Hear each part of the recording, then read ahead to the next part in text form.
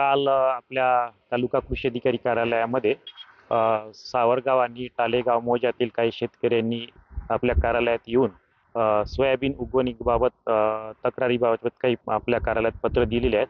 त्या अनुषंगाने आम्ही आज प्राथमिक पाहणीकरिता सावरगाव टालेगाव येथे जात आहोत आणि आज प्राथमिक पाहणी करत आहोत आणि त्या अनुषंगाने सदरचं प्राथमिक पाहणी केल्यानंतर तालुकास्तरीय समितीकडे आम्ही अहवाल सादर करू आणि त्यानंतर तालुकास्तरीय समितीची तपासणी होईल आणि मग तो जो पंचनामा आहे तो शेतकऱ्यांना आम्ही उपलब्ध करून देऊ. या बाबतीत ज्या काही बियाण्याच्या तक्रारी आहेत तर त्या संबंधित आपले तालुक्यातील गुणनियंत्रण अधिकारी यांच्या मार्फत सदर बियाण्याची सॅम्पल आपण काढत आहोत आणि ते तपासणीकरिता आपण प्रयोगशाळेत सादर करत आहोत. यवतमाळ जिल्ह्याच्या कळंब तालुक्यातील सावरगाव आणि या संपूर्ण भागामध्ये जर पाहिलं तर अनेक शेतकऱ्यांचं सोयाबीनचं बियाणं जे आहे ते उगवलं नाही. त्यामुळे या शेतकऱ्यांवर पुन्हा एकदा आर्थिक संकट जे आहे ते ओढवलेलं आहे. फरक जो आहे या बियाण्याचा तो याच ठिकाणी जाणवतो. आपण पाहू शकतो की माझ्या या बाजूला असलेल्या शेतात एक दुसऱ्या वाणाचं बियाणं जे आहे ते पेरण्यात आलं. हे बियाणं जे आहे ते या ठिकाणी उगवलेलं आहे.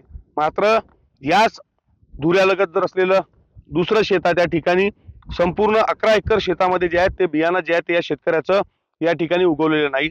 70,000 रुपयाचं हे बियाणं या शेतकऱ्यानं विकत घेतलं होतं. पुन्हा या शेतकऱ्याला या बियाणं पेरण्याची दुबार पेरणीची वेळ जी आहे ती या शेतकऱ्याला निकृष्ट दर्जाच्या बियाणामुळे आल्याचं पाहायला मिळत आहे. या संपूर्ण परिसरामध्ये साधारणतः 1000 एकर शेती जी आहे सोयाबीनची त्या ठिकाणी शेतकऱ्यांचं बियाणं जे आहे ते उगवलं नसल्याच्या तक्रारी शेतकऱ्यांच्या. आपण शेतकऱ्यांकडून खुद जाणून घेणार आहोत काय परिस्थिती नेमकी आहे आणि काय नेमकं बियाण्याच्या संदर्भाचा अडचण आणि प्रॉब्लेम तुम्हाला झालाय.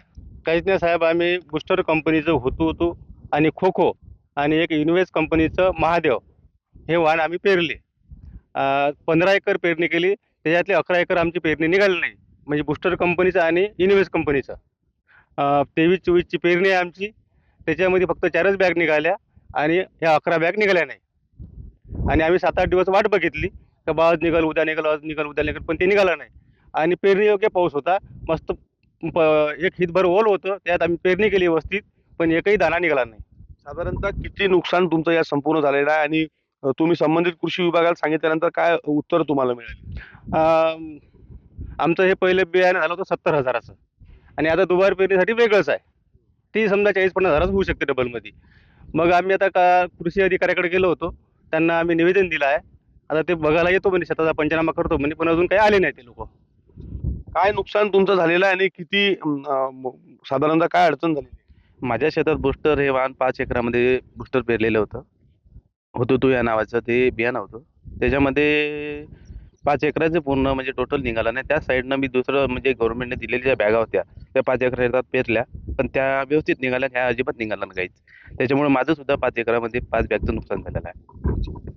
निश्चित अशा पद्धतीनं या संपूर्ण परिसरामध्ये मोठ्या प्रमाणात शेतकऱ्यांच्या शेतात बियाणं न उगवल्यामुळे नुकसान जे आहे ते शेतकऱ्यांचं या ठिकाणी झालेलं आहे.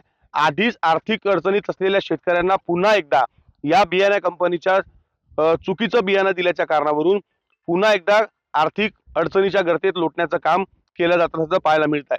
विवेक गावंडे, TV9 मराठी, सावरगाव, कळंब, यवतमाळ.